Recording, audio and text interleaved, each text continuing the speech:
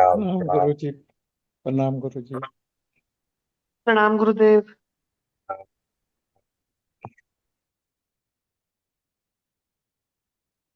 आप सभी लोगों का आज के दिन बहुत बहुत बहुत स्वागत है।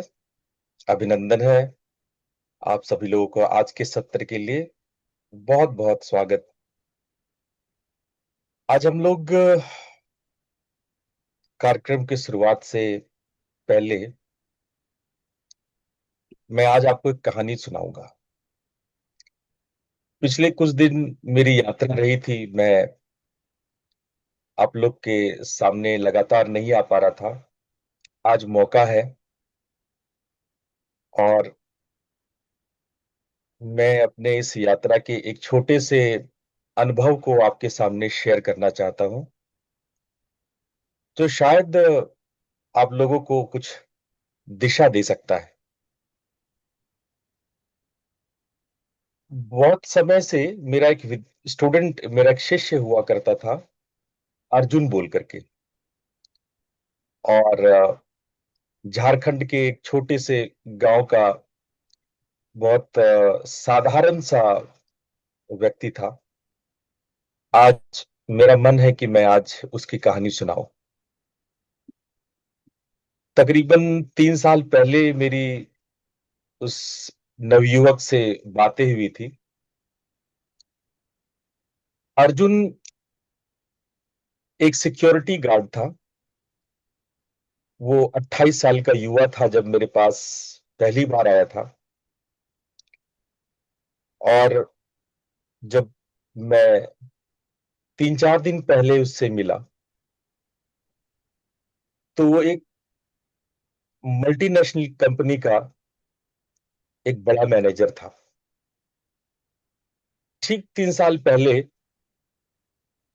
उसकी मालिया हालत इतनी खराब थी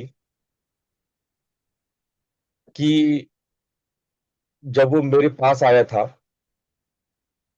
तो उसके पास मुझे भेंट तक देने के लिए, गुरु दक्षिणा तक देने के लिए कुछ नहीं था।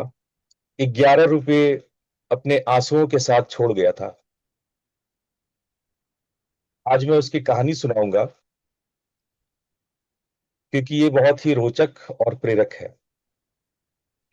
तो आज की शुरुआत इस कहानी और उसके अद्भुत परिवर्तन की यात्रा को आप सब लोगों को सुनना चाहिए।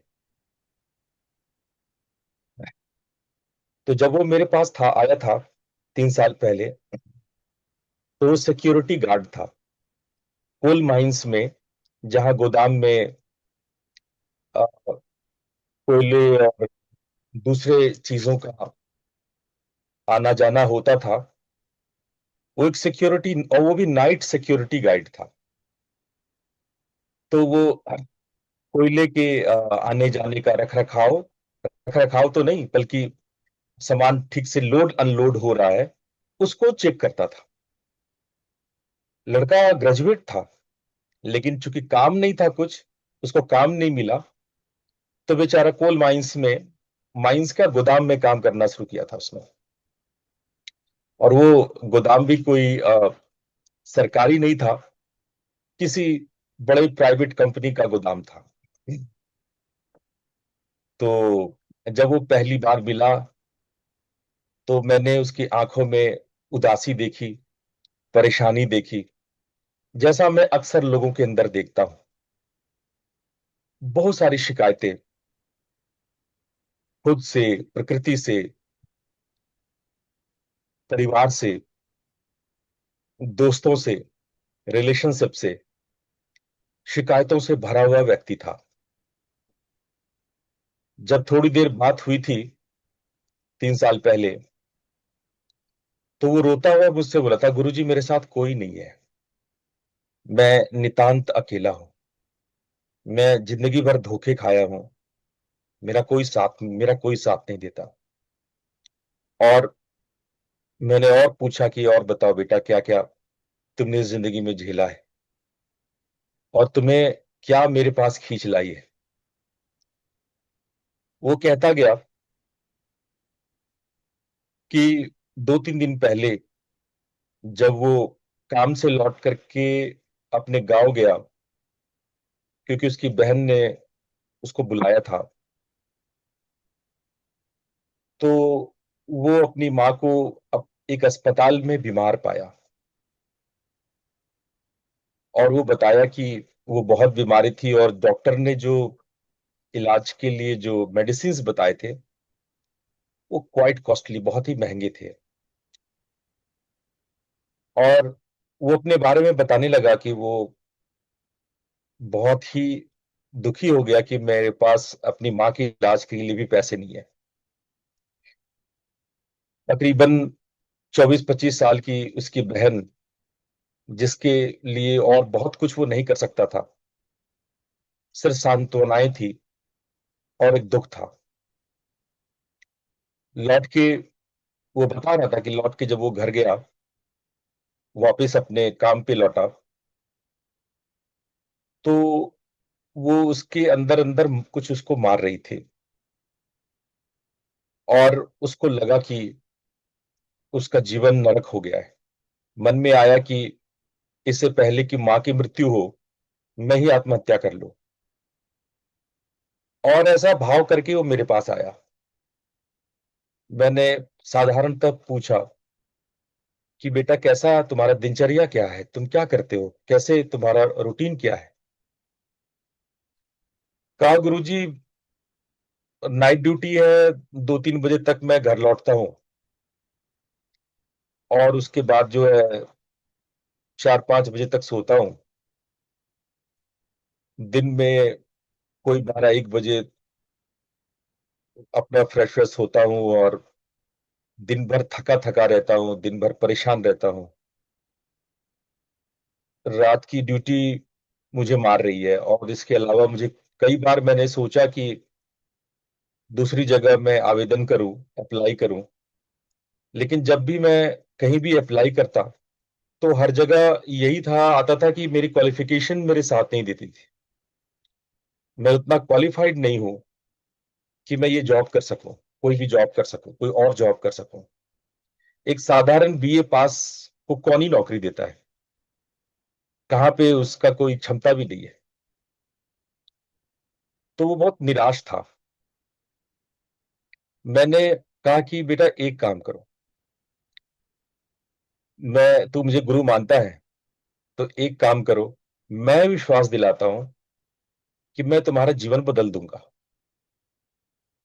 आधे अधूरे मन से कहा कि हाँ गुरुजी, मैं पहले भी कई जगह गया, और कई लोग ने मुझे कई तरह के सलाह दिए, पर मुझ पे कुछ असर नहीं होता। मैंने मेडिटेशन करने की भी कोशिश करी, मैंने बहुत सारे जप वप भी किए, 2 4 मंत्र भी उसने बताए, पर लगता है देवी देवता भी मुझ पे नाराज है।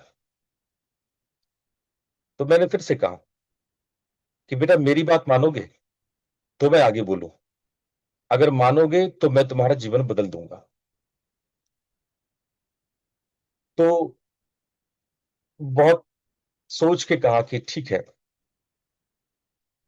मैंने कहा कि एक कठिन बात कहूंगा, और वो तुम्हें निभाना होगा कैसे भी करके। मुझे तुम्हारा अनुशासन चाहिए। I need your discipline. और अगर तुमने अनुशासित तरीके से उसको किया, तो तुम्हें जीवन बदलने से कोई रोक नहीं सकता है। तो अर्जुन कहता है कि ठीक है गुरुजी, आप बताओ मेरे को। मैंने कहा कि तुम्हें सबसे पहला काम करना है कि तुम्हें 5 बजे उठना है।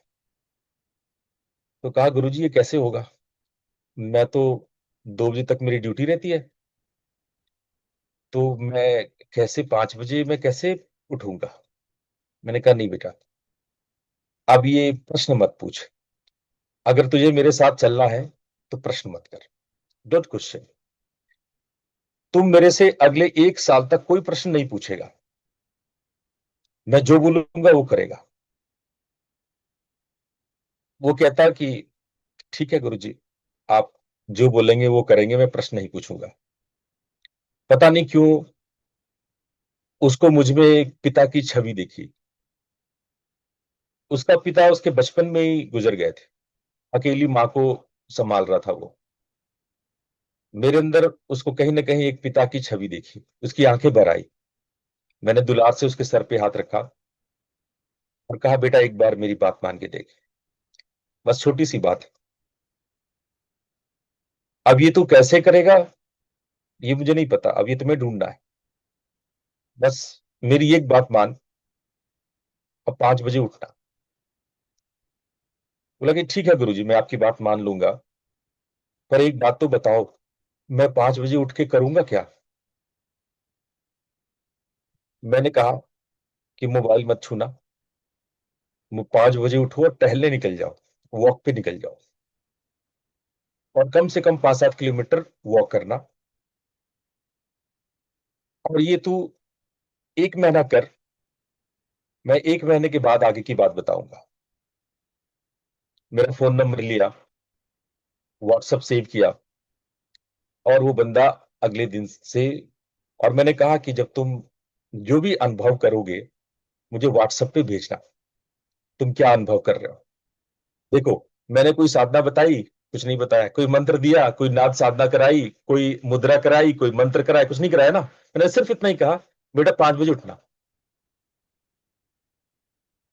अगला मेरी बात को बहुत दिल से लिया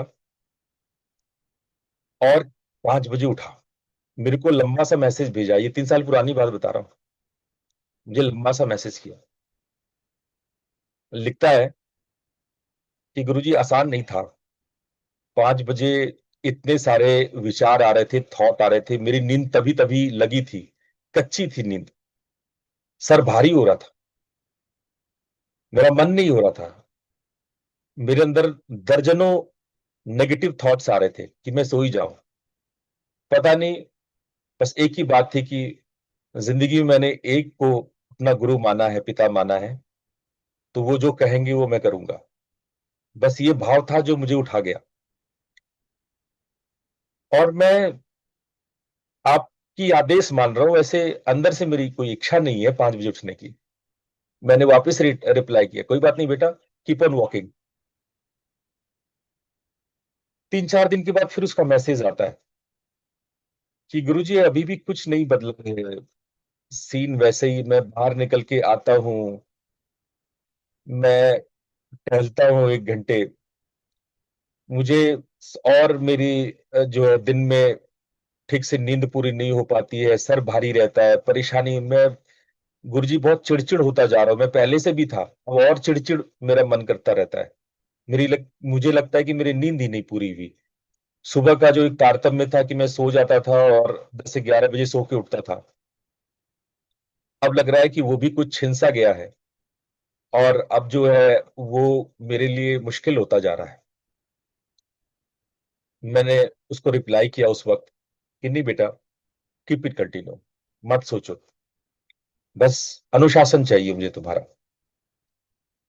वो करता रहा करता रहा। फिर लिखता है एक दिन कि गुरुजी, मैं उठ के सुबह देखता हूँ लोग अपने कार को क्लीन कर रहे हैं, सुबह सुबह दूध वाला आ रहा है, न्यूज़पेपर वाले न्यूज़ पहुंचा रहे हैं, कहीं कोई बच्चे स्कूल जाने की तैयारी कर रहे हैं, कोई मॉर्निंग वॉक के लिए निकला है फ्रेश होकर के।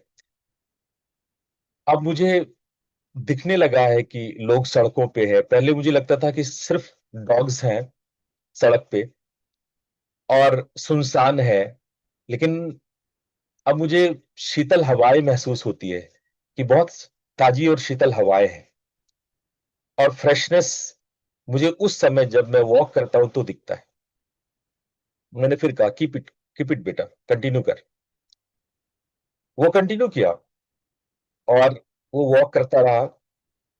अब जो 1 महीने के बाद मुझे वो लिखता है कि जो अलार्म मुझे मेरा दुश्मन लगता था, पता नहीं क्या है गुरुजी, मैं बस 2 घंटे सो पाता हूँ ऑफिस से आकर के, और 5 बजे के 1-2 मिनट पहले ही मेरी अलार्म से पहले ही मेरी नींद खुल जाती है।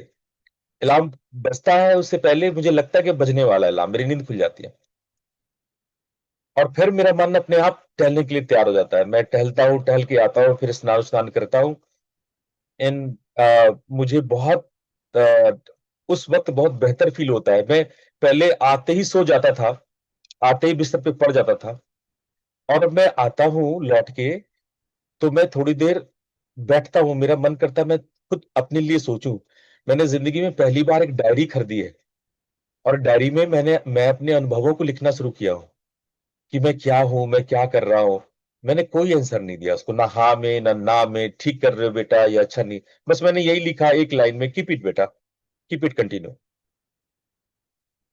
वो बंदा जो है वो ऐसे ही सुबह टहलता रहा, और उसने मुझे अपने डायरी के फोटोज भेजे।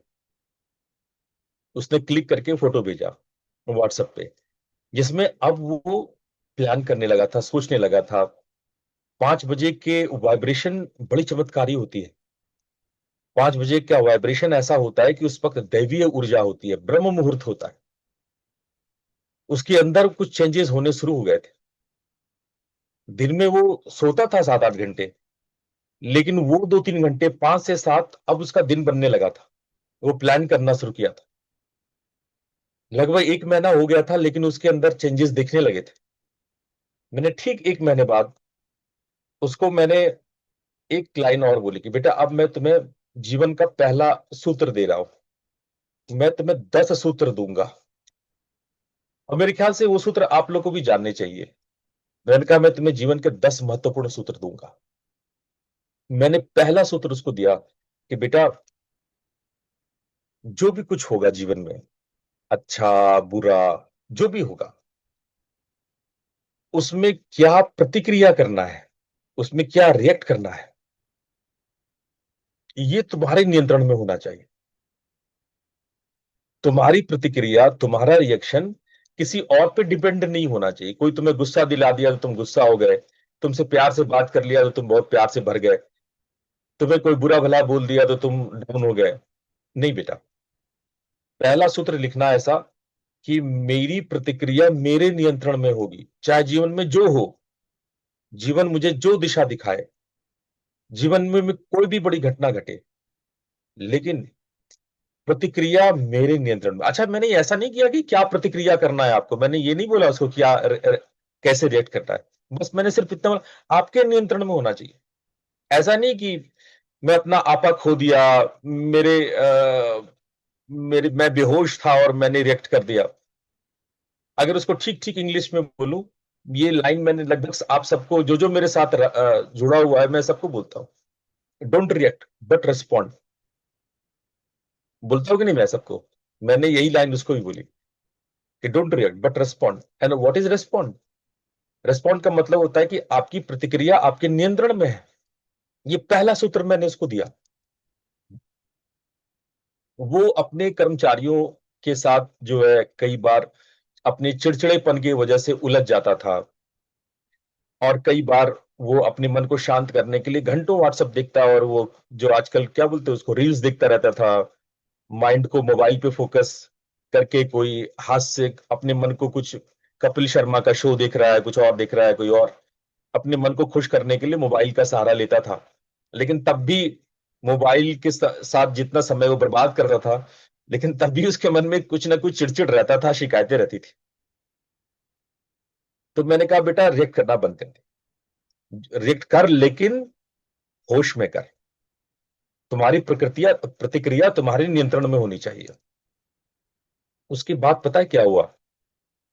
वो 1 महीना जो उसके बाद का बीता, वो मैं आप लोग से बिल्कुल बताना चाहता हूं। उसके अंदर में एक धैर्य, एक ठहराव डेवलप करने लगा। उसके उसने जब मुझे व्हाट्सअप करता था उस टाइम में, तो मैं महसूस करता था कि इसके जीवन में एक धैर्य डेवलप हो रहा है। अब वो एकदम क्विक रिप्लाई नहीं कर रहा है, क्विक रिस्पॉन्ड, प्रतिक्रिया रिएक्ट नहीं कर रहा है, लेकिन वो रुक जाता था।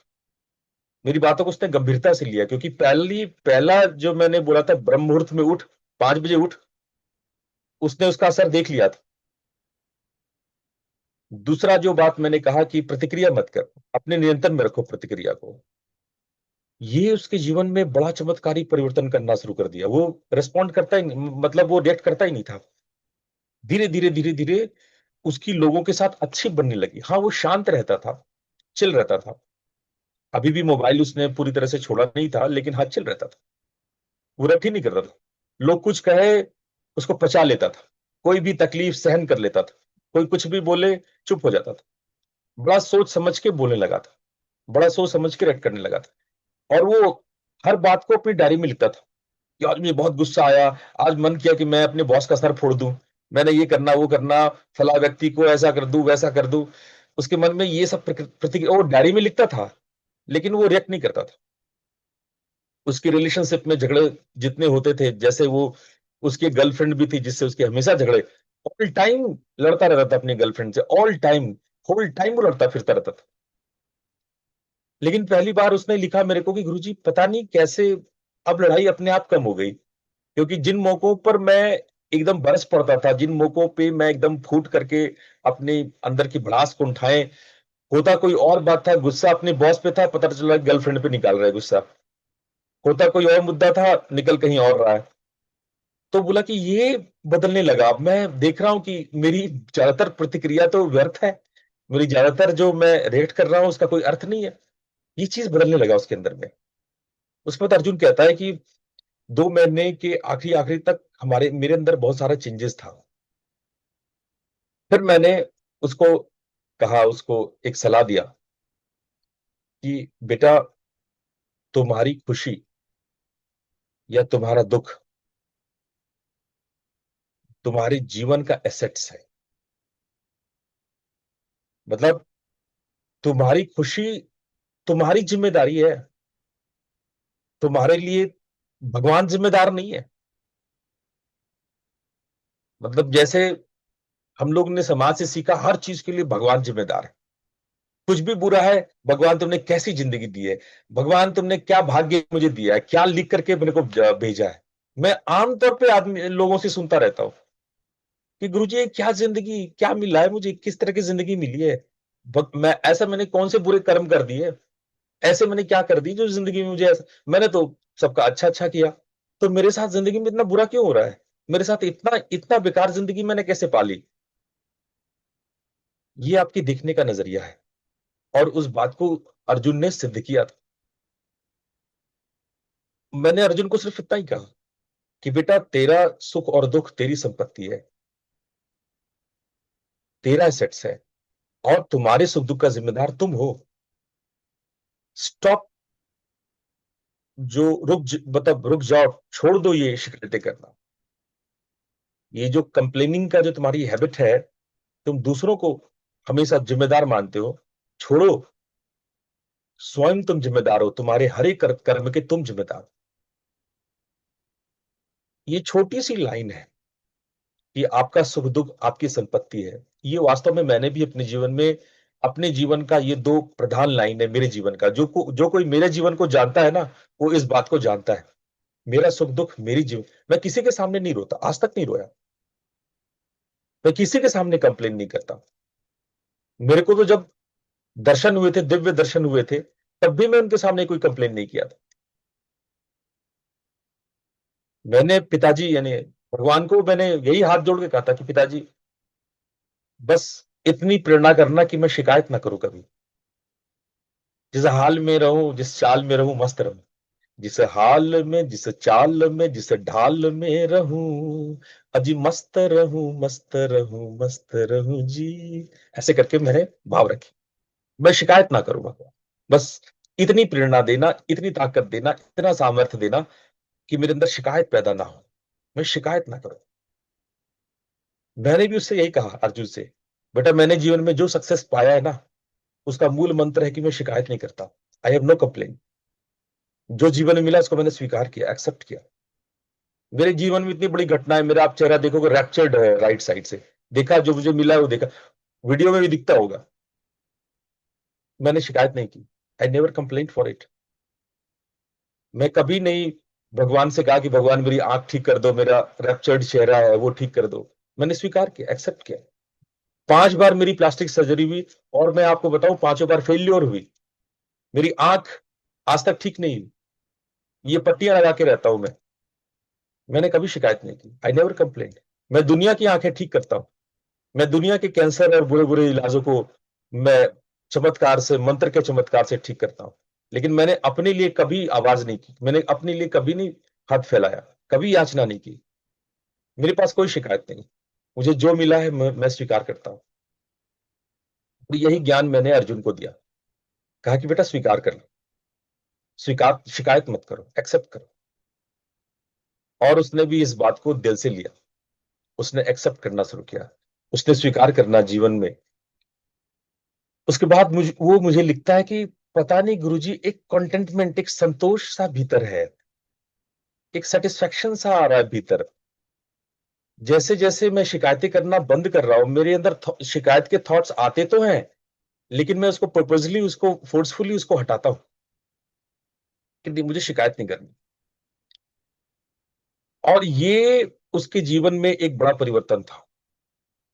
अब वो टहलने भी जाता था तो कोई चीज की शिकायत नहीं करता था कि रोड कितने गंदे हैं, सफाई नहीं है। पहले कहता था कि जब मैं सुबह सुबह टहलने निकलता था तो मुझे गंदगी दिखाई पड़ती थी, हर जगह चीजें फैली हुई दिखाई पड़ती थी, कुत्ते भौंक रहे होते हैं तो गुस्सा आता था। एक आध बार तो उसने पत्थर उठा करके, जो आवारे कुत्ते होते हैं जो रोड पे, उस पर जो है गाली गलौज करके फेंका भी। लेकिन उसने कहा अचानक मैंने बंद कर दिया, और मुझे लगा कि कुत्ता तो अपना काम कर रहा है, उसका भौंकना उसका काम है, कुत्ते तो भौंकते ही हैं, मैं क्यों रिएक्ट कर रहा हूं, मुझे क्या मतलब है वो भौंक रहे हैं। और उस दिन से चमत्कार होना शुरू हुआ, कुत्ते भौंकना भी कम कर दिए। जो कुत्ते उसी के ऊपर भौंका करते थे, उसने सिर्फ इतना ही सोचा था कि मैं, आई विल नॉट कंप्लेन, मैं इस बात से नाराज नहीं होऊंगा कि कुत्ते भौंक रहे हैं। आपके जीवन में भी बहुत सारे कुत्ते भौंकते हैं, आप समझ लो मैं किसे कह रहा हूं। आपके जीवन में भी बहुत सारे कुत्ते भौंकते हैं, और आप पीछे पड़ जाते हो कि कैसे भौंक दिया मेरे ऊपर, मैं फला फला फला। आप कुत्ते पे नाराज हो रहे हो, भाई कुत्ता तो अपना काम कर रहा है, कुत्ता तो भौंकेगा ही, सुअर तो गंदगी में ही जाएगा। आप चिढ़ रहे हो, अभी सुअर सुअर ही है, कुत्ता कुत्ता ही है, let them do what they want to do. आप क्यों नाराज हो रहे हो, आप क्यों शिकायतों से भर रहे हो। पंछी है उड़ेगा, मछली है पानी में तैरेगा, घोड़ा है दौड़ेगा, फूल है खिलेगा, सब अपने अपने कर्मों के लिए सब अपना अपना काम कर रहा है।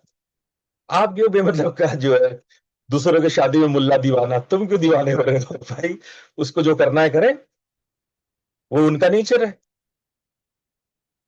ये भारी परिवर्तन अर्जुन के अंदर में हुआ। अब जो वो अपने सहयोगियों से नाराज था, अपने को वर्कर से नाराज था, अपने बॉस की बातों से नाराज हुआ करता था, वो बदलना शुरू हो गया। He started change. उसके अंदर बहुत सारी जो शिकायतें थी। अच्छा, जब ये चीज चल रहा था तो मैंने उसको तीसरा सूत्र दिया। ये सूत्र बहुतों के लिए बहुत जबरदस्त है, आप चाहो इन सूत्रों को नोट कर लो। मैंने सूत्र दिया उसको कि मेरा अतीत मेरे भविष्य को तय नहीं करता है, मेरा पास्ट मेरे फ्यूचर को रिफ्लेक्ट नहीं करता है, मेरा पास्ट ये डिसाइड नहीं करता है कि मेरा फ्यूचर क्या है। आप भी सोचोगे ये क्या बोल रहे हो गुरुजी, अगर पास्ट नहीं डिसाइड करेगा तो कौन डिसाइड करता है। मैं एक रहस्य की बात बताऊं, आपका वर्तमान डिसाइड करता है, आपका प्रेजेंट मोमेंट डिसाइड करता है कि फ्यूचर क्या होगा, आपका पास्ट नहीं। आप पास्ट को बदल तो नहीं सकते हो, भविष्य में क्या होने वाला है आपको पता नहीं है। आप जो प्रयोग कर सकते हो, जो एक्सपेरिमेंट्स कर सकते हो, वो एक्सपेरिमेंट आप अपने वर्तमान पे, अपने प्रेजेंट मोमेंट पे कर सकते हो, और वही अर्जुन ने किया। अर्जुन ने अपने पास्ट को, कि मैं कितना पढ़ा लिखा हूं, मैं बीए पास हूं, सुबह सुबह उसको ऊर्जा फील होती थी, और जब वो ऊर्जा फील होती थी तो वो बैठ करके कुछ लिखने लगा। पहली बार वो उसके अंदर कुछ सीखने की प्रवृत्ति आई। देखो, कोल माइंस में बहुत सारे गोदाम में सामान आते जाते थे, लोग जो वहां पे सिक्योरिटी गार्ड्स होते थे अंदाज से कुछ कुछ लिख देते थे कि हाँ 4 बक्से आए, 4 लोडिंग आई।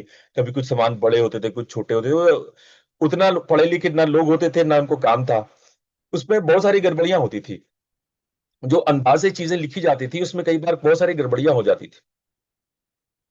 और जिसकी चिंता मैनेजर्स को तो होती थी, लेकिन इस लेवल के फोर्थ स्टाफ जो कर्मचारी हैं जिनका लोडिंग अनलोडिंग का काम है, सिक्योरिटी गार्ड का काम है, उसको क्या मतलब। लेकिन उसका जीवन बदलने लगा था। अब वो ध्यान रखने लगा था कि कौन कौन से सामान आ रहे हैं, कहाँ जा रहे हैं। उसको ये बात समझ नहीं, पहली बार उसने कॉपी पेन पर लिखना शुरू किया कि इतने माल आ रहे हैं, ये इतना बड़ा है, इतना हैवी है, इतना कम है, इतने बजे। उसको कोई ज्ञान नहीं था इसका। He never studied accountancy, BA का बंदा था, उसको क्या ही पता क्या अकाउंटेंसी होती है, उसको कुछ नहीं पता था। ऐसे ही रफ में उसने बस लिखना शुरू किया। वो रोज कितना माल आ रहा है बस वो लिख रहा है, ये इतना आ रहा है, ये इतना भारी। और वो किसी को दिखा भी नहीं रहा है। वो कहीं अपने इस परिवर्तन को किसी को शो भी नहीं कर रहा है, ढोल भी नहीं पीट रहा है कि देख मैं आज कुछ कर रहा हूं, मैं कोई बड़ा काम कर रहा हूं। उसने कुछ नहीं करा। वो चुपचाप उस लोडिंग अनलोडिंग को नोट करता रहा। और उसने महसूस किया कि कुछ चेंजेस उसके अंदर कंटिन्यूस हो रहा है। मैंने जब ये चेंजेस उसके अंदर में देखा और जब वो लिखता रहा, तो मैंने कहा कि अर्जुन बस एक काम और कर ले। सुबह उठते ही जब तू टहलने जाता है तो एक बात अपने दिमाग में दोहरा, अपने दिमाग में रिपीट कर कि मैं हर दिन थोड़ा थोड़ा बेहतर हो रहा हूं। और तपाक से फोन करके कॉल बैक करके कहता है, गुरुजी मैं फील कर रहा हूं मैं हर दिन बेहतर हो रहा हूं। मतलब बस यही है। और what ever you focus that expends. अगर तुम शिकायतों को फोकस करोगे, परेशानियों को फोकस करोगे, तो परेशानियां बढ़ेंगी, मुश्किलें बढ़ेंगी। What ever you focus that expends. आप जिस पर फोकस करते हो वो फैलता है। आप हमेशा फोकस करो कि आपने बेहतर क्या किया है। आपने हमेशा सोचो जिंदगी में, जब पहले निकलो, कि मैं कल से बेहतर हूं, मैं आज थोड़ा सा बेहतर हूं, आज मैं बेहतर काम करूंगा। ये मत सोचो कि मैं आदर्श, आइडियल, बेस्ट, बेस्टेस्ट। कोई भी आइडियल नहीं होता, कोई भी आदर्श नहीं होता। वो थोड़ा सा बेहतर हो सकता है, 5%, 1%, चलो 1% भी बेहतर हो जाओ। हम कहाँ कह रहे हैं कि तुम एकदम से भगवान राम बन जाओ, एकदम से बिल गेट्स बन जाओ, है ना। आप 1% तो अपने आप को बेहतर बनाओ। और वो उस पर काम करना शुरू किया, और वो अपने आप को और बेहतर बनाने की कोशिश किया। उसकी नींद कम हो रही थी अब धीरे धीरे। अब वो 10 बजे जाके सोता था, एक आध घंटा रात में सोता था और 2-3 घंटे वो दिन में सोता था। मुश्किल से 4 घंटे वो सोता था अब वो। और वो सोना उसको परेशान नहीं कर रही थी। अभी जो सुबह 5 से 6, अगले 3-4 घंटे तक वो प्लानिंग्स बनाने लगा, जो कभी सोचता भी नहीं था। अब वो वीकली, मंथली वो चार्ट बनाना अपने आप, कोई शिक्षा नहीं, कोई ज्ञान नहीं, कोई यूट्यूब नहीं, कोई मोटिवेशनल टॉक नहीं, खुद ब खुद, खुद ब खुद वो लिखने लगा कि आज पूरे महीने क्या क्या करना है, कहाँ कहाँ से पैसे आ रहे हैं, कितने, ये वो सारी बातें अपना लिखना शुरू किया। धीरे धीरे वो अपने आप को तैयार करने लगा। जब वो हमेशा अपनी तुलना वो उनसे करता था जो बिल्कुल गए बीते, तो अब उससे वो तुलना करके अब वो धीरे धीरे तुलना छोड़ करके वो अपने सुधार पे फोकस करेंगे। सोचता था कि सब लोगों को कितना सुख है जीवन में, वो लोगों को देखता था कि कितने लोग अमीर हैं, तो अपने आप को 5 बार गाली देता था। वो देखता था कि लोग कितने सुविधा में अच्छे तरीके से, वो स्लम्स में रहता है, वो बाकी लोग कितने। ये तुलना करना उसने छोड़ा, शिकायतें छोड़ी, तुलना करना छोड़ा। उसके बजाय उन चीजों पे फोकस करना शुरू किया जो उसके लिए काम का है, जो उसको सुधार सकता है, जो उसको बेटरमेंट दे सकता है। और ये उसके अंदर में एक बड़ा परिवर्तन लाना शुरू कर दिया। उसको पता लगने लगा कि कहाँ गड़बड़ी, कहाँ घोटाले, कहाँ किस क्या चीजें हो रही है, कौन सामान गलती से कहाँ। और वो धीरे धीरे लोगों को बताने भी लगा कि भाई ये सामान ना अनलोडिंग अनलोडिंग ऐसे क्यों नहीं, ट्रक वहां क्यों नहीं रुकती है, ट्रक को यहाँ अंदर में ले जाके क्यों रोकते हो, ये भारी सामान आप पहले उतार के साइड में क्यों नहीं कर देते हो, छोटे सामान पहले क्यों नहीं। भारी सामान में मजदूर थक जाते हैं, फिर वो छोटे सामान में लेट करते हैं, क्यों ना पहले छोटे सामान निकलवा लो, जो कम लोड के सामान है, कम हैवी सामान है। अब ये बहुत बुद्धि का काम नहीं है, it's not a big management. ये बहुत ही साधारण बात है, बहुत ही साधारण बात है। लेकिन उस स्तर का कर्मचारी कभी सोचता ही नहीं इस विषय में। हम केवल आदेशों का पालन करते हैं कि हाँ मुझे आदेश मिल गया है, आंख मूंद करके कर रहा है, नौकरी ही तो है, क्या करना है। बाकी समय जो है इधर उधर गप्पेबाजी, रील इधर उधर की करने। और वो उसमें चेंज, वो चुप चुप रहने लगा, वो हर चीज देखने लगा, हर चीज समझने लगा, हर चीज को नोटिस करने लगा। वो सारणी बिना सीखे सारणी बनाने लगा। मैंने उसको कहा कि क्यों नहीं भाई, तुम थोड़ा सा सीख ही लेते हो, अगर तुम इतना अच्छा सारणी बना रहे हो। मैंने उसकी सारणी देखी थी, मैंने उसकी तालिका देखी थी। मैंने कहा कि यार थोड़ा सा एक्सेल सीख ले यार, कोई बहुत मुश्किल काम नहीं है। थोड़ा सा तुम्हारे पास फोन है ही, फोन से यूट्यूब लगाओ, उसमें जो है माइक्रोसॉफ्ट एक्सेल कैसे होता है सीख लो थोड़ा सा। वह अंग्रेजी पढ़ना तो आता ही, इतना तो कर ही सकते हो। हिंदी में कर लो, हिंदी में भी एक्सेल आता है, हिंदी में भी सीख सकते हो। उसने पहली बार जिंदगी में एक्सेल बनाना सीखना शुरू किया। उसके पास समय था, उसने एक्सेल पे अपनी बातें लिखनी शुरू करी। धीरे धीरे हर रोज थोड़ा थोड़ा सीख रहा था, हर रोज थोड़ा थोड़ा बदल रहा था। हर रोज उसके अंदर समझ में आ रही थी कि हाँ भाई, चीजें लिखी जा सकती है, इसके लिए बहुत पढ़ने की जरूरत नहीं है, बहुत जानने की जरूरत नहीं है, बस एक्सेल पे लिख रहा है। और धीरे धीरे वो अपने अवसरों के लिए तैयार होना शुरू किया, वो रेडी होने लगा। देखो, अवसर आप ये मत सोचो कि कोई बहुत बड़ा स्वरूप लेके आपके सामने आता है, हमेशा ऐसा छप्पर फाड़ करके धन गिरेगा, आप रातों रात अमीर हो जाओगे, ऐसा नहीं होता।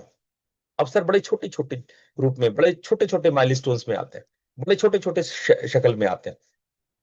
और उसको पहला अवसर मिला जब उसके जो मैनेजर थे, जो वो क्या बोलते हैं उसको, एग्जिबिट जो आकर के चेक करते हैं, उसको क्या बोलते हैं, जो अचानक से भौचक निरीक्षण निरीक्षण निरीक्षक जो होते हैं, इंस्पेक्शन, हाँ, इंस्पेक्शन ऑफिसर। इंस्पेक्शन ऑफिसर एक दिन जाता है तो कहता है ये तो 2-3 महीने से काफी बदलाव हुआ है, ये कैसे? पूछा इसने, क्या ये सारणी कौन बनाता है ये सब? तो धीरे धीरे जो है उसका नाम आया, किसी ने इसका नाम लिया कि हाँ भाई अर्जुन करता है। अर्जुन से पूछा उसने कि ये सारणी तुमने बनाई है, दिखाओ पूरी। तो उसने जो भी एक्सेल पे कुछ कुछ लिखा था उसने इसको दिखाया। और वो बोला ठीक है, तुम कल मेरे कमरे पे, मेरे ऑफिस आओ। डर गया वो, उसको लगा कि भाई ये मेरा काम नहीं था, और जो है बॉस बुला रहे हैं, इंस्पेक्शन ऑफिसर शहर में बुला रहे हैं। वो बंदा शहर गया उस दिन, उसको वो काम पे नहीं जा करके उसको शहर जाना था, वो शहर गया। और उससे उसने पूछा कि तुम्हारी क्वालिफिकेशन क्या है? बेचारा डर गया, चुप हो गया कि क्या बताऊं। उसने धीरे से कहा बीए पास हूं। फिर उसने कहा कि ये तुम्हें किसने सिखाया, ये कहाँ से सीखे? तो वो बोला कि सर ये तो बस ऐसे ही सीख लिया, कोई सिखाया नहीं है। फिर जो है उनको अच्छा लगा, तो उन्होंने कहा कि ठीक है, अब से तुम जो है, बोले ये तो तुम्हारा काम नहीं है, ये तो मैनेजर्स करते हैं, बट अब तुम लोडिंग अनलोडिंग की जगह तुम जो है वो डेटा बनाओगे, क्या सामान कब कहाँ क्या आ रहा है, वो लिखना शुरू करोगे। देखो ये छोटा अवसर था, कोई बहुत कुछ बदलाव नहीं हुआ, कुछ बहुत नहीं बदला, अभी भी नाइट ड्यूटी थी उसकी, अभी भी उसके जीवन में सब कुछ वैसा ही था, कोई बहुत बदलाव। एक छोटा सा अवसर था कि जो वो लोडिंग अनलोडिंग का काम दे करके सामान अंदर अंदर करवाया करता था, अब वो बस उसको लिखना, प्रॉपर तरीके से लिखना शुरू किया। जब आप ट्रेंड होते हो, आप जब डिजर्व करते हो ना, तो वो काम आपको मिलता है। आपके अंदर दो चीज होनी चाहिए, अनुशासन और डिजर्व, सिंसियरिटी और ट्रेनिंग। अगर ये दो चीज आपके अंदर में है, आप सिंसियर हैं, आप ट्रेंड हैं, तो अवसर छोटे छोटे माध्यम से आप तक पहुंचती है। पेमेंट, उसके सैलरी में भी कोई परिवर्तन नहीं हुआ, लेकिन उसके आत्मविश्वास में परिवर्तन हुआ। उसके बॉस उसको पॉजिटिव निगाहों से देखने लगे, उसको लगने लगा कि अरे ये बंदा सही है। बॉस को भी लगने लगा ये बंदा सही है। और उसके जीवन में अब वो और 4 गुना ताकत, क्योंकि अब लग रहा था कि उसके जीवन में कुछ बदल रहा है, तो और वो 4 गुनी ताकत से मेहनत करने लगा। मैंने उसको फिर अगला यही दिया कि बेटा अपना स्किल डेवलप कर। मैंने देखा कि उसको स्किल से कुछ छोटी छोटी सफलता मिल रही है, तो मैंने कहा तो बेटा स्किल डेवलप कर। पहली बार उस बंदे ने एक्सेल के एडवांस कोर्स को, और वो फ्री में, यूट्यूब में फ्री है यार, कहीं भी कोई कोर्स करना। मैंने बोला कि यूडेमी में भी तो चलो 500-700 रुपए लगते हैं, तो यूडेमी भी मत कर जा, तुम बस जो फ्री के है, फ्री का मामला उठा, फ्री का सीख। ऐसे बहुत सारे ऐप है, बहुत सारे है, वो फ्री का सीखना शुरू किया। उसके बाद मैंने एक बहुत ही शानदार उसको सूत्र दिया कि बेटा समस्या पर नहीं, समाधान पर ध्यान दे। Never focus on the problem, focus on the solution. Never. और ये मैंने भी अपने जीवन में अपनाया था, मेरे भी जीवन का रूपांतरण का मंत्र है। और ये मंत्र उसको मैंने दिया कि always focus on solution, never focus on problem. Problem तो ठीक है, जिंदगी है, जिंदगी प्रॉब्लम ही है, जिंदगी दुख ही है। भगवान बुद्ध ने एक ही बात कहा आर्य सत्य में कि देर इज अ दुख, there is a pain, there is a suffering. हाँ है, दुख है, उसके लिए रोते रहोगे क्या? वो तो है ही। और ज्यादातर आदमी रोते ही रह जाते हैं। मैंने उसको सिखाया कि नहीं, सॉल्यूशन को सोचो। What is the solution?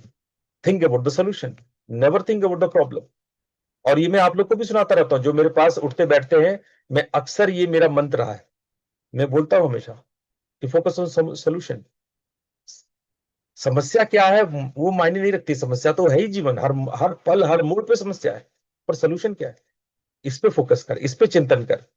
और जब इस पे चिंतन करने लगा, अर्जुन लिखता है कि गुरुजी, समस्याओं से मैं अब डरता ही नहीं। अब तो वो समस्या जिससे कि मैं चिड़चिड़ हो जाता था, मैं परेशान हो जाता था, मैं घबरा जाता था, और उसके बदले में मैं बहुत सारे रिएक्शंस करता था। समस्या जितनी बड़ी होती थी, मेरा रिएक्शन उतना बड़ा होने लगता था, मैं उतना चिड़चिड़, उतना कंप्लेन, उतने झगड़े, उतनी तबाही। अब तो समस्या से डर ही नहीं लग रहा है। अब तो सबसे पहले ये आता है कि यार इसको सॉल्व कैसे करें, how to work out it, मैं देखूं कैसे। और ये केवल उसके काम में ही नहीं, उसकी जीवन की उलझनों में भी ये चीज एकदम स्ट्रांगली काम करने लगा। एक दिन अपने कहता है मेरे से कि गुरुजी, एक चीज, एक सूत्र जो आपने नहीं बताई है, मैं वो कर रहा हूं। तो मैंने कहा क्या कर रहे हो बेटा? तो कहता है कि मैं हर रोज सोचता हूँ कि मैं कुछ मीनिंगफुल काम कर रहा हूं, I am doing something meaningful. मैं अपने जीवन में कुछ अर्थपूर्ण निर्माण कर रहा हूं, I am doing something meaningful. क्योंकि वो सॉल्यूशन ओरिएंटेड बंदा हो गया था वो। अब वो जीवन में हर चीज क्या मीनिंगफुल है, क्या सुंदर है, सत्यम शिवम सुंदरम, सत्य ही शिव है, शिव ही सुंदर है, क्या सुंदर है, क्या मीनिंगफुल है, क्या अच्छा है, क्या अच्छा हो सकता है। मेरा दिमाग अब उस पे जा रहा है। मैंने कहा बहुत अच्छा बेटा, एकदम तुम सही रास्ते पे, आगे बढ़ते रहो, आगे बढ़ते रहो। उसके बाद मैंने एक महावाक्य, अब वो दौर था जब एक दिन उसके उसके बॉस उसको बुला के बोलते हैं कि बेटा, तुम्हारा जिस तरह से तुम अपने क्वालिफिकेशन को बढ़ा रहे हो, तुम्हारा स्थिति गोदाम नहीं होना चाहिए। Now come to the office. उसकी रात की ड्यूटी छूटी, हार्डली 6 महीना हुआ था, जस्ट 6 मंथ। उसकी रात की ड्यूटी टूटी और उसको दिन में बुलाना शुरू किया। अच्छा, जब रात की भी ड्यूटी थी तो वो हार्डली 4 घंटे सोता था। वो 1 घंटा ऑफिस काम करने के बाद सोता था, बाकी के 3 घंटे वो बाद में सोता था, वो बस 4 घंटे सोता था। लेकिन जब उसकी दिन की ड्यूटी हो गई, तब तो वो बादशाह हो गया। तब तो वो 10 बजे ड्यूटी जाता था, 5 बजे लौटता था। वो लिखता है कि गुरुजी, मेरे पास, मैं जिंदगी में जो चाहता था मुझे मिल गया। मुझे मिल गया, मैं जो जो जिंदगी में चाहता था, मुझे और भगवान से कुछ नहीं चाहिए। मतलब इतना आभार से भरा भरा हुआ था कि वो, मतलब वीडियो कॉल पे रो दिया मेरे सामने, वो क्राइंग। मतलब आप सोचो कि आप लोग के लिए कितनी छोटी बात है भैया, वो दिन में ड्यूटी कर रहा है। आप सभी दिन में ड्यूटी करते होगे, क्या आपने इस बात के लिए कभी रोया है कि मुझे रात में सोने का समय मिल गया, मुझे रात में टाइम मिल गया? ये आप बताओ हाथ उठा करके, कौन ऐसा सोचता है? और वो रो दिया मेरे सामने कि मैं अब मुझे, मैं जिंदगी में आजाद हूं। अब मैं दिन में जो चाहे कर सकता हूं और मैं रात में सो सकता हूं। He was crying for this. और ये घटना उसके जीवन को ऐसे बदल दिया। तब ऐसे होता है, आप लोग के पास ये सब उपलब्ध है, मतलब ये उसके लिए जो रोना है वो आप लोग के पास ऑलरेडी उपलब्ध है। और मैंने उसके बाद एक बहुत बड़ा महामंत्र दिया। ये अब तक का सबसे बड़ा महामंत्र था। मैंने कहा बेटा, जिंदगी में तेरे पास जो कुछ भी है, जो भी है, उसके लिए आभार व्यक्त कर, ग्रेटिट्यूड ला अपने अंदर, थैंकफुल हो, बार बार धन्यवाद। क्योंकि उसकी आंसू खुद बता रही थी, उसका चेहरा खुद वो आभार से भरा हुआ था। वो मेरे को जिम्मेदार मान रहा था, गुरुजी सब कुछ आपकी वजह। बोले बेटा, मैं कुछ नहीं, मैं माध्यम हूं। मैंने कुछ नहीं किया तुम्हारे जीवन में, तुमने किया है, तुम्हारे डिसिप्लिन ने किया है। अब तू एक काम कर, ग्रेटिट्यूड से भर, आभार से भर। अब शिकायतें करना तो तुमने बंद किया, अब एक काम कर, उसको पॉजिटिविटी में बदल। अब जाके सब जगह थैंक यू बोलना शुरू कर। वो जिंदगी में कभी मंदिर नहीं जाता था, शिकायतों से भरा हुआ इंसान था।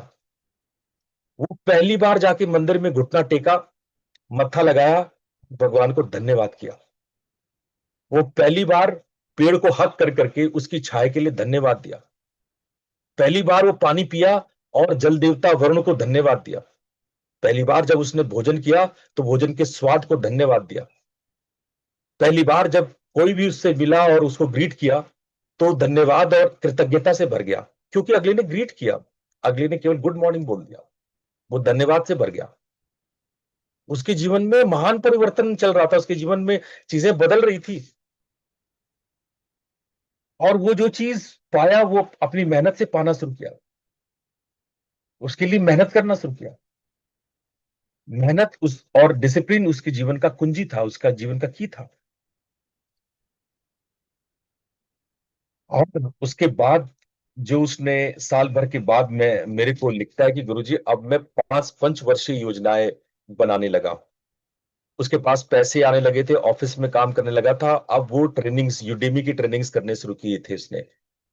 उसके पास छोटी छोटी ढेर सारे सर्टिफिकेट्स जमने हो गए थे। मात्र 4 महीनों में उसने 1 दर्जन से ज्यादा सर्टिफिकेट्स मेहनत करके पढ़ के कर लिया उसने। बोला इतना इफरात समय है, मेरे पास समय नहीं खत्म हो रहा है। उसने रील देखना बंद कर दिया, उसने फालतू समय बिताना बंद कर दिया। उसके दोस्तों के बीच में मजाक बनता था कि बड़ा तू गुरु को पकड़ लिया है, गुरु मुखी हो गया है, ध्यानी हो गया है ये, जबकि वो ध्यान कुछ नहीं करता था। ही नॉट डिड, मैंने कोई भी नाम मंत्र नहीं दिया उसको, मैंने कोई भी साधना नहीं कराई इस बंदे को, लेकिन उसका जीवन बदल गया। उसने ढेर सारे दर्जनों कोर्स कर लिए और पहली बार उसकी उसका जॉब रिलायंस में लगा। 1 साल के बाद वो रिलायंस में जॉब किया।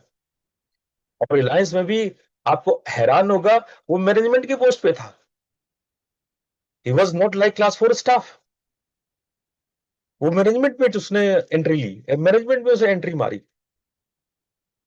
और ये बहुत बड़ा बदलाव था, ये बहुत बड़ी सोच थी उसके लिए, वो साधारण नहीं था। 5,000 रुपए का तनख्वाह पाता था वो जब मेरे से मिला था, और मात्र 1 साल में वो 40,000 का तनख्वाह पा रहा था। 1 साल में। आप सोचते हो ये कितनी बड़ी बात है? 8 गुना, 8 टाइम्स। You can't imagine. उस गरीब आदमी के बारे में आप सोच नहीं सकते हो जो स्लम में रहता था, और आज वो पहली बार 1 रूम फ्लैट वो ढूंढना शहर में।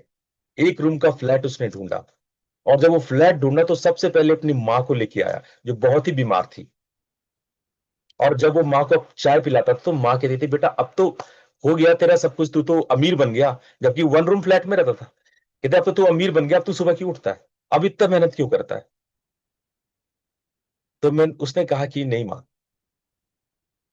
ना मैं अमीर बना ना बनना चाहता हूं, बस मैंने अपने जीवन को बदला है।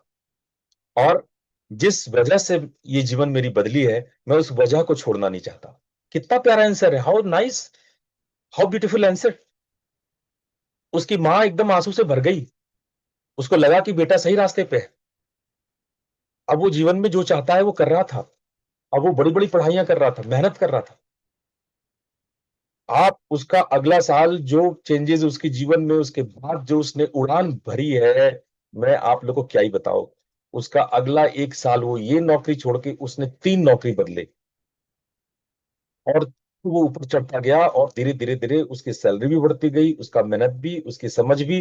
और कहीं ना कहीं उसने अपने जीवन में एक 10वां सूत्र लिखा कि आज का दिन मुझे अपने आप को बदलने का अवसर है। वो मैं पढ़ के सुना रहा हूं। मुझे अपने आप को बदलने का अवसर है जो मैं बनना चाहता हूं। हर आज, हर दिन वो अवसर है, जो वो बदलने का अवसर है जो मैं बनना चाहता हूं। ये उसने अपने मोबाइल में उस वक्त वो लिख के मुझे भेजा। और वो बदलता गया, बदलता गया, बदलता गया। आज की डेट में जब वो मुझे इस यात्रा में मिला था, जब मैं अभी अपने आश्रम गया था, तो मेरी उससे मुलाकात हुई थी। आश्रम पे मिलने आया था बंदा, झारखंड का साधारण सा बंदा। आज वो चाइना की किसी बड़ी कंपनी में काम कर रहा था, मल्टीनेशनल कंपनी थी, उसमें वो काम कर रहा है। उसकी पगार लगभग 8 लाख रुपए पर मंथ है। 8 लाख रुपए। और अपनी शादी का न्योता दे गया मुझे। बोला कि मैं अपना ही नहीं, अपनी बहन की भी शादी उसी दिन करा रहा हूं। मैंने उसकी मां के बारे में पूछा, बोली एकदम स्वस्थ है, एकदम हेल्दी है। उसकी मां हेल्दी हो गई, उसकी बहन और उसकी शादी एक ही दिन हो रही है। 8 लाख रुपए महीने का बंदा कमा रहा है, किसी चाइनीज बड़ी कंपनी में, मल्टीनेशनल कंपनी में काम कर रहा है। और यही 3 साल पहले एक सिक्योरिटी गार्ड था, नाइट सिक्योरिटी गार्ड था।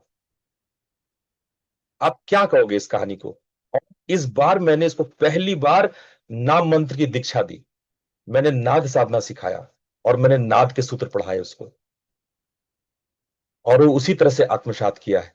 अब वो आगे बताएगा कि वो आध्यात्मिक यात्रा में कहां तक गया, क्या किया नहीं किया, वो तो अब भविष्य बताएगा। पर आप लोग को क्या लगता है, ये देख करके, ये कहानी सुन करके आपके मन में कोई प्रेरणा आ रही है? कुछ भाव आ रहा है?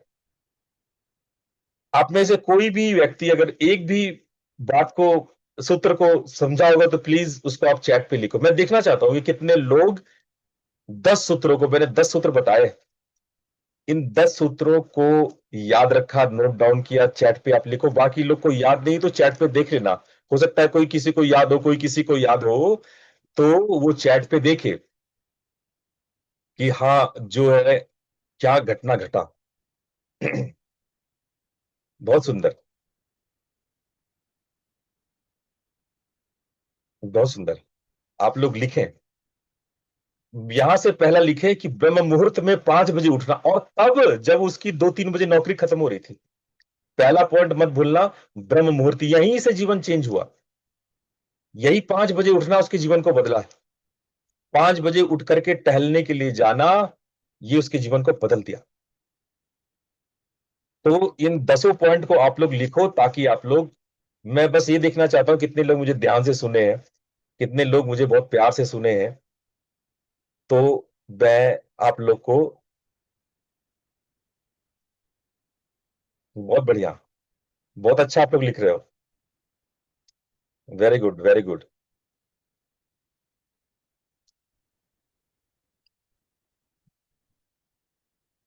मेरा सुख दुख मेरी संपत्ति है, मेरी खुशी मेरे जीवन की जिम्मेदारी है, और मेरा पास्ट मेरे भविष्य को तय नहीं करता है। मेरा पास्ट मेरे फ्यूचर को तय नहीं करता है, मेरा वर्तमान। मैं हर दिन बेहतर बन रहा हूं। मैं every day I am getting better, even 1%, but every day I am focusing on. और क्या आप फोकस करते हो? What ever you focus that expands. बिल्कुल सही लिखा आपने, बिल्कुल सही। और अवसर उसे ही मिलता है जो तैयार रहता है। कई बार अवसर आता है और आपको बेहोश देख करके, अरे अभी अभी इसका वक्त नहीं आया, निकल जाता है। अवसर आपके पास आता है, आपको छू के चला जाता है। तो तैयार रहो, बी प्रिपेयर्ड। कभी भी अवसर आ जाएगा और आपको ऐसे बेहोश, उदास, निराश देख के चला जाएगा। लक्ष्मी जी भी बोलती होंगी भगवान विष्णु से कि भगवान मैं तो गई थी फला के पास, आपने बोला मैं फला के पास गई तो बंदा तैयार ही नहीं था, बेहोश पड़ा हुआ था, गड्डी में पड़ा हुआ था, मैं क्या ही हेल्प करती उसकी। तो तैयार बैठो। आपका सबसे बड़ा इन्वेस्टमेंट, आपका सबसे बड़ा जो निवेश है ना, वो स्वयं का डेवलपमेंट है। उससे बड़ा कोई निवेश नहीं होता। निवेश, आप ये मत सोचो कि बहुत मकान खरीद लोगे, बहुत प्लॉट खरीद लोगे तो आप अमीर हो जाओगे, नहीं। जब आप अपने ऊपर इन्वेस्ट करते हो, जब अपने को डिजर्व करते हो करोड़पति बनने के, तब करोड़पति बनते हो। आप डिजर्व ही नहीं करते हो। अरे भगवान आके कुबेर आकर के पैसा भी दे देना, तब आप बहा दोगे। आप, आपकी थाली फूटी हुई है, आपके बोल ही फूटे हुए हैं। कितने भी इसमें डालो धन, सब बह के निकल जाएगा। डिजर्व तो करो, स्किल तो डेवलप करो अपने अंदर। और जो महामंत्र मैंने दिया कि समाधान पे फोकस कर, focus on the solution, never focus on the problem, focus on the solution. तो ये सारी बातें आज मैंने आप लोग को, ये सारी कहानियां सुनी। आप लोगों ने बहुत अच्छा लिखा है, और मुझे अच्छा लगा कि आप में से बहुत लोगों ने रिस्पॉन्ड किया, और मुझे, आपने मेरी बातों को बहुत ध्यान से सुना। ये सब बातें जो आपने चैट में लिखी है, मैं चाहूंगा आप में से कोई व्यक्ति जो भी मेरे बात को बहुत प्यार से बहुत ध्यान से सुना हो, वो उन 10 पॉइंट को बना करके मुझे लिख के भेजे। मैं उसको करेक्ट करके वापस भेज दूंगा। तो आप राम मुझे गुरु जी, मैंने लिखें। सारे लिख के भेजे हैं आपको। अच्छा, वेरी गुड। हाँ, आपने लिख गुरु जी, के मैंने भेजे आपको हैं। सारे लिख के भेज दिए, ये मेरा चैट उसमें देखिए, चैट हाँ, में। यस गुरु आपकी जी। याद है, ठीक है। तो ये लोग, आप लोग इसको नोट डाउन करो। और ये बात सिर्फ लिखने की नहीं है, ये बात जीवन में उतारने की है। और जीवन में उतारा जाता है अनुशासन से। Discipline. Discipline is the key factor. मैं आप लोगों को इतने सारे मंत्र, इतने सारे प्रैक्टिसेस, मुद्राएं, मंत्र, नाद, है ना, बहुत सारी चीजें अध्यात्म की बताता हूं। लेकिन अगर उसको सिर्फ सुनोगे, उनमें से कुछ कुछ चुन करके अपने जीवन में उतारो। अच्छा, ज्ञान साहब एक बात बताओ, श्रीवास्तव जी, आप एक बार अनम्यूट हो जाए। जी गुरु जी। मैं प्रणाम गुरु आपसे जी। पूछना चाहता हूं, जीवन के बहुत सारे उतार चढ़ाव आपने देखे हैं। जीवन के बहुत सारे बसंत आपने अपने जीवन की उतार चढ़ाव में अनुभव किया है। आप मेरी बातों से कितना इत्तेफाक रखते हैं, मेरे सूत्रों को कितना सही मानते हैं, आप अपने जीवन के अनुभवों के आधार पर बताएं, ज्ञान जी।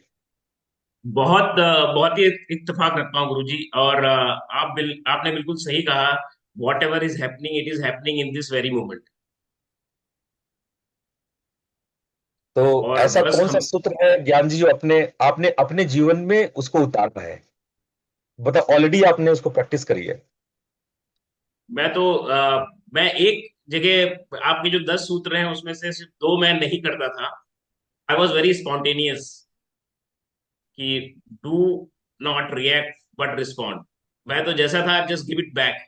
तो वो मैं नहीं कर पाया। लेकिन बाकी सारे आपके सूत्र जो हैं, चाहे वो काफी मैंने कोशिश किया है।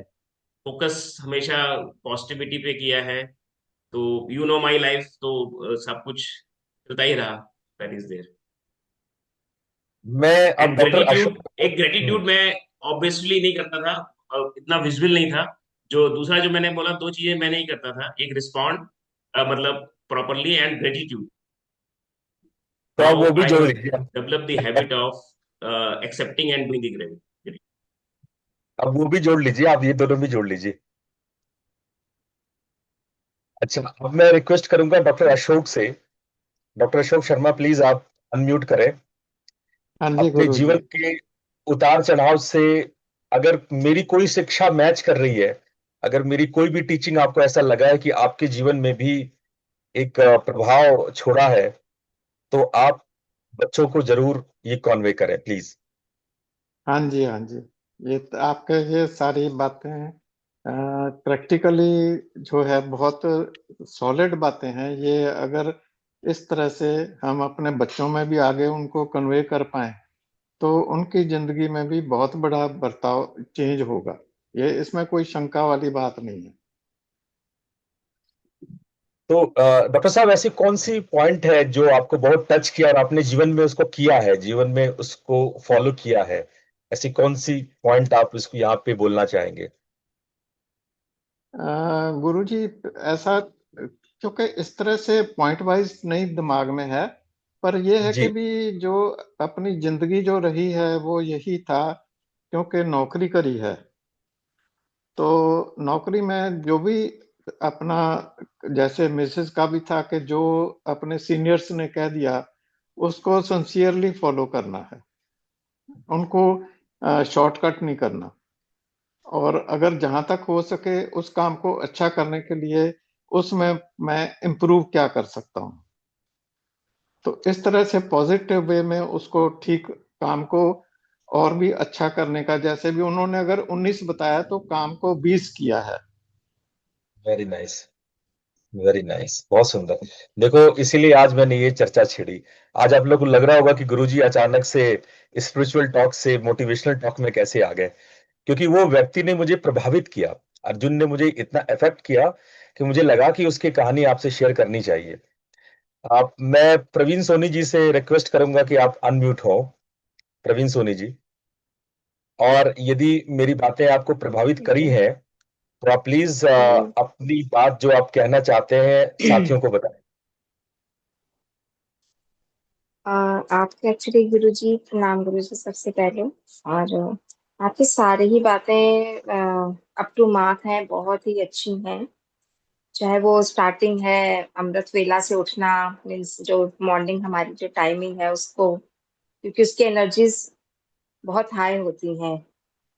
और उसके बाद में अपने जो जो मैंने अपने जीवन में जो पॉइंट्स पकड़े हैं वो, एक तो I accept everything whatever comes in my life, तो उसको मैंने हमेशा एक्सेप्ट किया है विद ग्रेटिट्यूड। और ग्रेटिट्यूड तो मेरे ख्याल से बहुत ही इम्पोर्टेंट चीज है हमारी लाइफ के अंदर, जो हमें हमेशा ग्रेटिट्यूड पे करना चाहिए, वट एवर अच्छा है या बुरा है।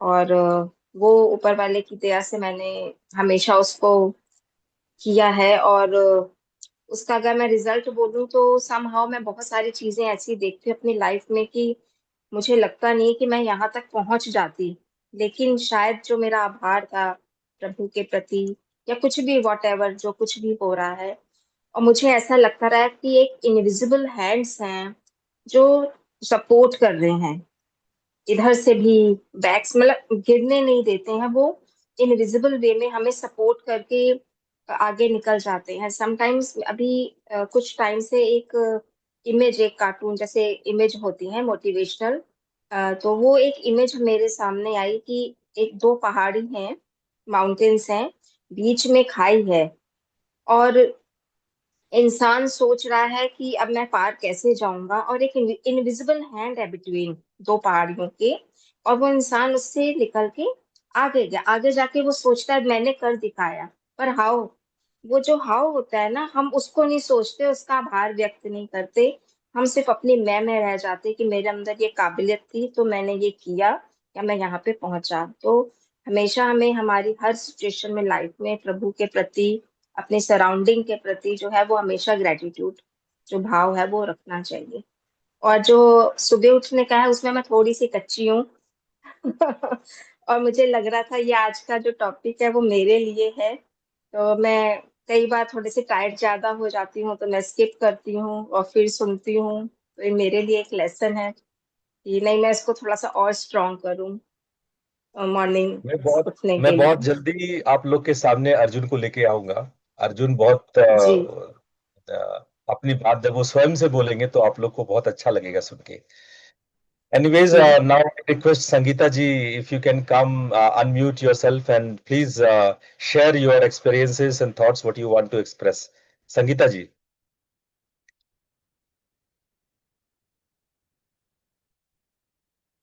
Pranam Guruji. हाँ, Guruji, for me also, मुझे भी ऐसे लग रहा था ये sutras is for me. So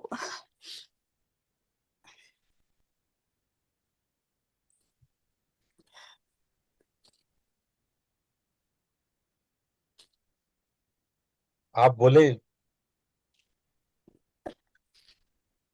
sorry Guruji, I'm becoming a little emotional on this. ऐसे लग रहा था कि हाँ गुरुजी पढ़ा रहे हैं, इसे सूत्रास में सुन रही हूँ, क्लासेस अटेंड कर रही हूँ, but how do I take it forward? क्या how do I get into the discipline? And आपका second sutra, don't react, respond, मैं करने की कोशिश कर रही हूँ और बहुत जरूरत भी है। एंड whatever it is, एक सूत्र तो I always feel I'm blessed.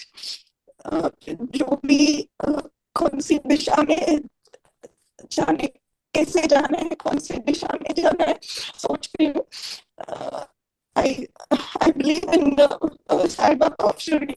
So I always feel whatever is happening that he is there and he is blessing me. And ऐसी एक बार बैठ के उनके सामने बात हो रही थी एंड मीनल जी ने पोस्ट किया कि आपकी क्लासेस शुरू हो रहे हैं and I also have lot of Shraddha towards Lalita Tripura Sundari, and that is how I came into your classes. And I'm always full of gratitude कि जो भी question है मन में, there is some solution coming in some form or the other. So I'm always have a gratitude कि there is like दूसरों ने बताया कि there is always a hand which is taking you to the places and telling you this is the way to follow. और जैसे आपने कहा, बिल्कुल उसके लिए आगे जाने के लिए discipline is the first thing. तो मैं बहुत मानती हूँ कि या that is the thing I am lacking and that is the way forward I have to go. So ये सब this is absolutely I am blessed and I'm full of gratitude कि आपने ये 10 सूत्रें हमारे से शेयर किया है. I'm so thankful, Guruji. Thank you. धन्यवाद. आपने बहुत भावुक कर दिया. अब मैं नीला जी को रिक्वेस्ट करूंगा कि please Neela ji, if you can just share your thoughts. I know मैं सबको नहीं बुला सकता, but at the end, the last, I want to talk कि आप अपनी बात सबको कह सको और सरल शब्दों में बता सको, और इस सेशन के एंड में एक मैसेज सबको जाए. नीला जी, आप प्लीज अपनी भावना को एक्सप्रेस करें. नीला जी.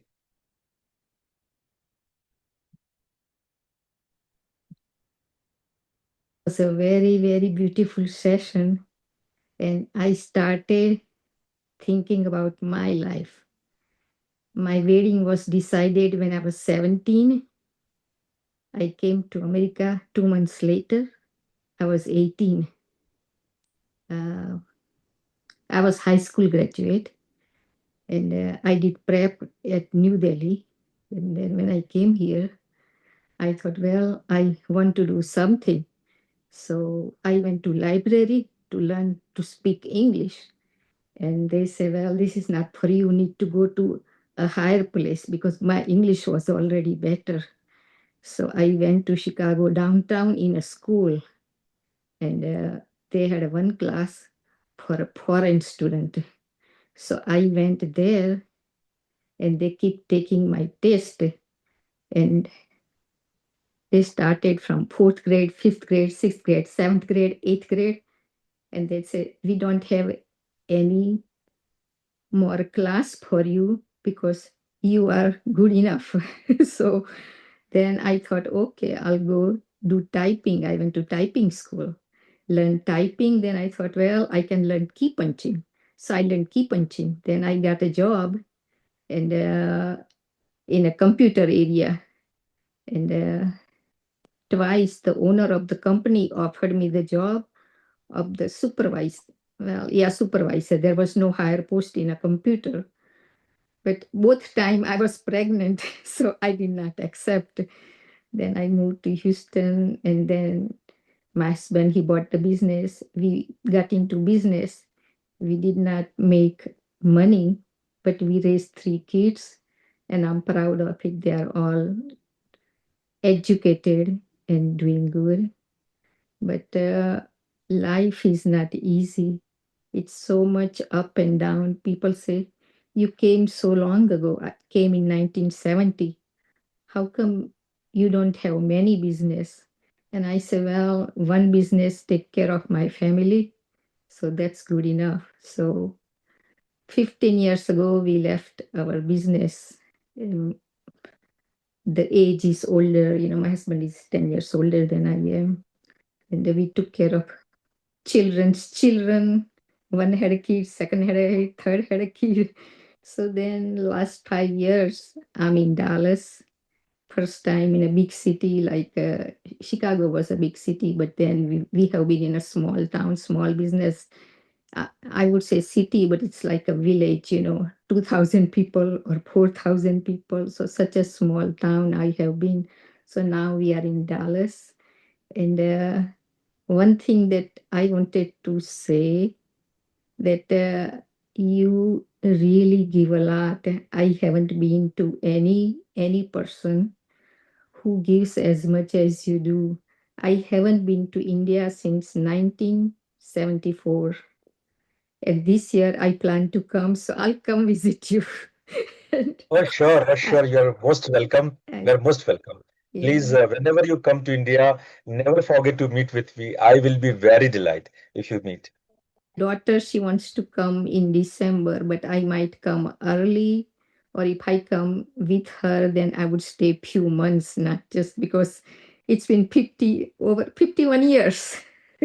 So Oh, I miss my homeland, and miss hmm. my people. So I do want to come, but yeah, I uh, I'm glad that I'm with the people who charge me, because so many times, I think I cannot do it in spirituality. But then, like, somewhere and somewhere, people say, no, you can do it, just little bit more, just little bit more. And I'm in it. So you inspire me in a way. Once you said that Padmasana, who does it? And I used to do Padmasana 3 hours a day. That was in 1980s. So then I thought, oh, you said it. So next day I did it for 60 minutes.